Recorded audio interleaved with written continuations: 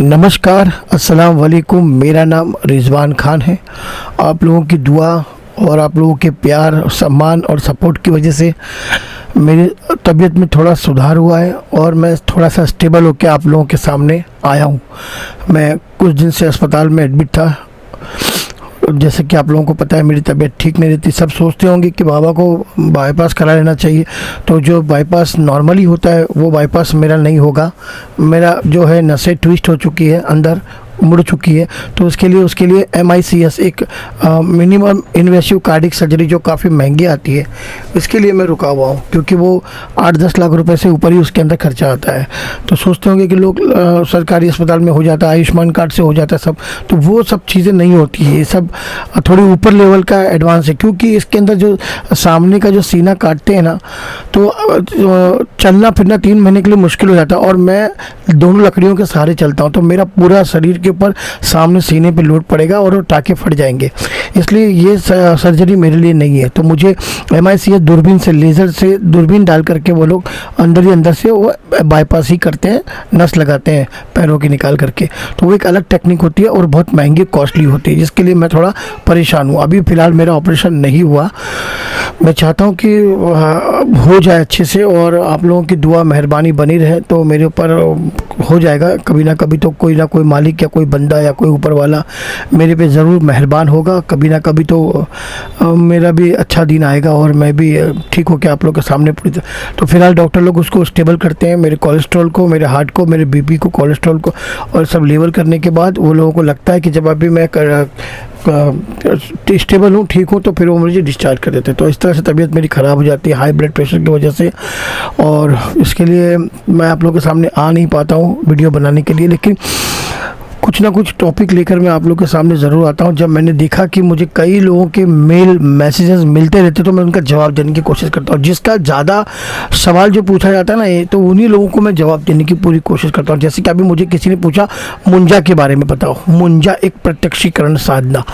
तो भाई मुंजा के बारे में मैं जितना लंबा टॉपिक बताऊँगा उतना बेकार है, क्योंकि उसके पीछे समझना, उसको और उसके पीछे भागना, ये आपके पूरे परिवार का नाश कर देगा, सत्यानाश कर देगा। तो सबसे पहले मैं आपको बता दूं कि मुंजा वाकई में एक ऐसी तांत्रिक और गंदी शक्ति है जिसको आप प्रत्यक्षीकरण करके अपने वश में करके गलत काम करवा सकते हो, लेकिन ये हर किसी के वश में नहीं होती है, याद रखिए। और ये साधना, इसका ना आज किसी को ओरिजिनल मंत्र पता है, ना किसी को इसकी विधि पता है, ना किसी को इसका तरीका पता है, ना वो दिखने में कैसा है।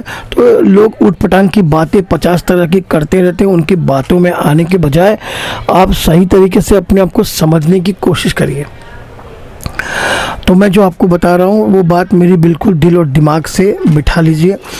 जब मैं मेरे गुरु के साथ आज से 22 से 23 साल पहले जब मैं उनके साथ शमशान में गया था, तब मेरे गुरु ने कुछ सामग्री लेके गए थे, जैसे कुछ चीज़ें होती है, मच्छी वगैरह, और कुछ 7-8 प्रकार के फुटाने, मतलब चना वटाना सिंग, और बच्चे को जो कुरमुरा पसंद होता है, शराब, सूरा आता है एक तरह से, वो सब शराब लेकर के, और फिर वो बकरे का कलेजा लेके, नींबू वगैरह लेकर के शमशान में छुरी चाकू लेके अपने साथ गए थे। तो मैं उनके साथ गया था। उस वक्त की बात मैं आपको आज बता रहा हूँ, क्योंकि मुझे याद आई तो मैं बता रहा हूँ। तो उन्होंने मुझे रक्षा घेरा खींच के मुझे बोला, इसमें से बैठना, इसमें से हिलना मत, कहीं जाने की ज़रूरत नहीं है। फिर उन्होंने अपना रक्षा घेरा खींचा और उसके अंदर वो बैठ गए, और सामने सारी चीज़ें उन्होंने रख दी। जब सामने सारी चीज़ें उन्होंने रख दी, उसके बाद थोड़ी देर के बाद उन्होंने कुछ मंत्र पढ़ा, और सामने से अंधेरे में से एक छोटा सा बच्चा, तकरीबन 3 फुट की हाइट होगी उसकी, पूरा शरीर उसका जला हुआ था, उसकी आंखें एकदम लाल, और उसने चुटिया बांधा हुआ था। वो आया और आके बिल्कुल मेरे गुरु की आंखों में आंखें डालकर देख रहा था। उसके बाद उसने कहा मुझे खाने पीने को कोई चीज़ें चाहिए। तो गुरु ने कहा जो तुझे चाहिए इसमें से उठा ले। तो उसने बकरे का कलेजा उठाया और खाना चालू किया, और झुक के शराब की बोतल उठाई और पीना शुरू किया। मेरे गुरुजी ने केवल ये चीज़ मुझे दिखाने के लिए लेके गए थे। हमेशा यही कहते थे कि रिजवान, इसके पीछे कभी मत पड़ना, ये बहुत बुरी शक्ति है। ये 4 प्रकार से इसको हासिल किया जा सकता है। एक, जब छोटा बच्चा पैदा होता है 1 से लेकर 40 दिन के बीच में और स्वयं मर जाता है, एक वो होता है, उसको मुंजा बनाया जा सकता है। 2, जो जवान बच्चे शादी से पहले हार्ट अटैक से या एक्सीडेंट से या बेमौत मर जाते हैं, जिनकी आकस्मिक दुर्घटना हो जाती है, उस बच्चे के ऊपर। फिर एक पीपल के पेड़ के ऊपर का मुंजा होता है, और चौथा होता है काले धतूरे के वृक्ष के नीचे। तो ये 4 प्रकार के मुंजा होते हैं। इनको किस तरह से पकड़ना है, उन्होंने मुझे सारे विधि विधान मंत्र तरीका सब कुछ दिया। मैंने उनके साथ रह के प्रैक्टिकल भी किया, लेकिन मेरे गुरु हमेशा यही कहते थे कि इन शक्तियों को केवल बुलाओ, नमस्कार करो, इनका आशीर्वाद लो और इन्हें जाने दो। तो मैंने कभी किसी चीज़ को अपने वश में रखने की कोशिश कभी नहीं की, क्योंकि हम कौन होते हैं इनको वश में रखने वाले। इनको ऊपर वाले ने बनाया, इनको जिस दुनिया के लिए बनाया, इनको उसी दुनिया में रहने दो। क्यों इनको छेड़ना, क्यों इनको बुलाना, क्यों इनको तकलीफ देना, क्यों इनसे काम कराना। धीरे धीरे आगे चल के आपका दिमाग ख़राब होने लगेगा, फिर आप उससे गलत काम करवाने चालू कर दोगे, पैसों के लिए आप कुछ भी करोगे, फिर आप वशीकरण, गंदे काम, ये वो, मारण, उच्चाटन, तो ये सब फालतू काम करा के आप अपने आप को भी दोषी करोगे और उसको भी दोषी करोगे। और एक दिन वो देखेगा कि साला ये मेरा मालिक इतना कमीना, तो एक दिन आपके सीने पर चढ़ के बैठने के लिए वो टाइम नहीं लगाएगा, उसी वक्त आपको उठा के भी पटकेगा और आपके पूरे परिवार को ख़त्म कर देगा। लेकिन ये सब साधना वो करता है जो अपने परिवार से दूर रहता है, क्योंकि ये जब आपके घर में अगर बच्चे होंगे तो ये उस पर हमला ज़रूर करेगा, आपके पूरे सर्वनाश कर देगा, पूरे कुल को ख़त्म कर देगा। तो इसको सिद्ध करना, इसका वशीकरण करना, इसको मारण करना, तो लोग आजकल इस सब चीज़ों का इस्तेमाल ज़्यादा करके गलत कामों के लिए करते हैं। कई लोग मुझे मुंजा के बारे में कई मंत्र भेजते रहते हैं, कई मंत्र उल्टे, ऊट पटांग टांग, ये वो। मैं भी आपको क्या बताऊँ, उस मंत्रों की तो परिभाषा भी समझ में नहीं आएगी। कुछ लोग ऐसे आड़ी टेढ़ी विधि बताते, कुछ लोग ऐसा बोल देते शमशान में बैठना, इधर बैठना, उधर बैठना। अरे जब तक आपको मुंजा क्या है वो पता नहीं, उस मुंजा को कौन लेके आता है, मुंजा किस शक्ति से जागृत होता है, मुंजा को वश में करने के लिए कौन सा मंत्र इस्तेमाल होता है, मुंजा को रोकने के लिए आप रक्षा कवच के अंदर बैठे तो कौन सा मुंजा आपके सामने आएगा, तो वो आपके रक्षा कवच को तोड़ के अंदर नहीं आ सकता। उस रक्षा कवच में कौन से देवी देवता है, वो ऐसा कौन सा मंत्र है जो मुंजा जिस नाम से डरता है, ऐसे कौन सी शक्ति जब हम पर मुंजा भारी पड़ जाए आगे चल के तो हम लोग उसको लेके जाके वापस मुंजा को गाड़ के उसी दुनिया में भेज दें। तो भैया जब तक सब चीज़ों का प्रैक्टिकल जनरल नॉलेज और ज्ञान नहीं होगा ना, इन चीज़ों में घुसोगे ना, मरोगे। ये ध्यान रखना, ये सब चीज़ें एकदम तांत्रिक सब साधनाएं, जो तामसिक साधनाएं होती ना, ये सब खतरनाक साधनाएं होती हैं। तो ये सब आपको उल्टा ऐसा पटकेगी ना कि फिर आपके ना मुंह में दांत बचेंगे, ना शरीर की हड्डियां उठा के एक ही फटके में आपको मारेगा वो। तो फिर उसको जब भूख लगेगी तो आपके सीने पे चढ़ के बैठ जाएगा, उसका भोग बहुत खतरनाक होता है। तो ये सब चीज़ें याद रखिए, वो कब आपको उठा के पटकेगा ये नहीं मालूम। ये मत सोचना कि आप इसके ऊपर भारी पड़ गए तो आप इसके बाप हो। बाप, ये तुम्हारा बाप है, ये तुम्हारे बाप दादाओं का भी बाप है। इसलिए ये बहुत बड़ी शक्ति है। चाहे ना तो 12 सेकंड के अंदर ये यहाँ से 12,000 किलोमीटर जा सकता है और 12,000 किलोमीटर से कोई भी सामान उठा कर ला सकता है, किसी को मार सकता है, किसी का बुरा कर सकता है, किसी को वश में कर सकता है, किसी को लाके खड़ा कर सकता है, किसी की गाड़ी पलटी कर सकता है, ये कुछ भी कर सकता है, पैसे तक चुरा के ला सकता है। लेकिन इसके चक्कर में जो पड़ा है आज तक वो मरा है। मैंने ऐसे कई लोगों को देखा हो जो इस तरह की साधना की है, बाद में मैंने उनके परिवार से जाके पूछा कि भाई ये सब, तो वो बोले नहीं वो मर गया। तो उल्टी सीधी साधनाएं मत करो, अपना नुकसान मत करो। जब तक सही जानकारी, सही ज्ञान, सही मार्गदर्शन, सही गुरु, सही मंत्र, सही दीक्षा नहीं मिलेगी, इस फालतू चक्कर में पड़ोगे तो भैया आप अपने खुद मौत के जिम्मेदार रहोगे। केवल ज्ञान के लिए समझो, मैंने कोई भी चीज़ आज तक आप लोगों को उल्टी सीधी नहीं बताया, जाके शमशान में करो, फला करो, धमका करो, मैंने कभी नहीं बताया।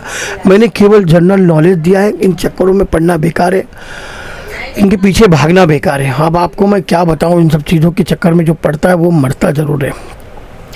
तामसी चीज़ है भाई, तामसी पलट के वार करेगी, 2 धारी तलवार है। और ये सब चीज़ें समझना है तो भाई बहुत अलग तरीके हैं।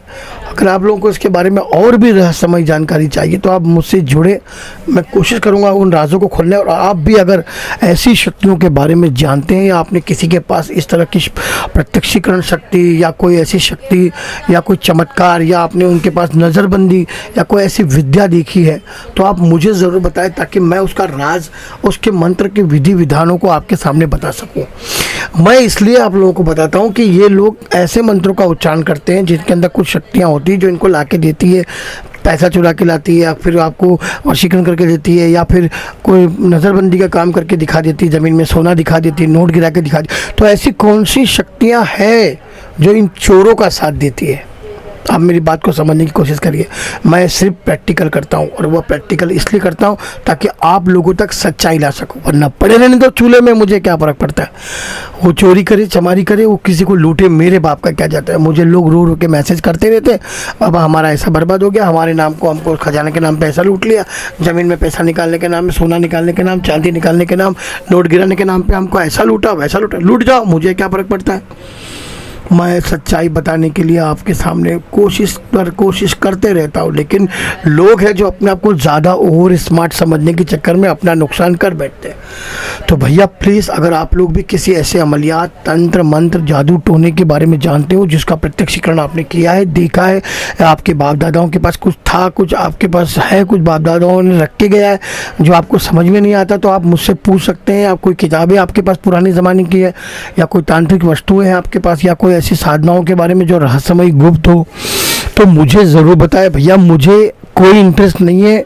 मैं आप लोगों के अभी ये सब साधनाएं सब आप सोचोगे तो लेके, अभी इस वक्त मेरी उम्र नहीं है, तबीयत मेरी अब ठीक रहती नहीं जो मैं शमशान जाके साधना करूंगा, लेकिन मैं आपको उसमें से सही ज्ञान, सही शिक्षा, सही विद्या निकाल के दूंगा, ताकि आप उसका इस्तेमाल अच्छे कामों के लिए, लोगों की भलाई के लिए करो। और अगर आपने अपने आसपास भी किसी को देखा इस तरह की शक्तियों के साथ, तो प्लीज़ मुझे संपर्क करें, मुझे बताएं, या मेरे शिष्य शुभम बिहोनिया को बताएं, ताकि हम लोग उस रहस्य से पर्दा उठा सकें। अगर आप लोगों को मेरा वीडियो अच्छा लगता है तो उसको लाइक, सब्सक्राइब और शेयर ज़रूर करिए। और अगर मदद करना चाहते हो तो मेरी 9819003308 पर मदद करते रहें। जब तक के लिए नमस्कार, खुदा हाफिज़।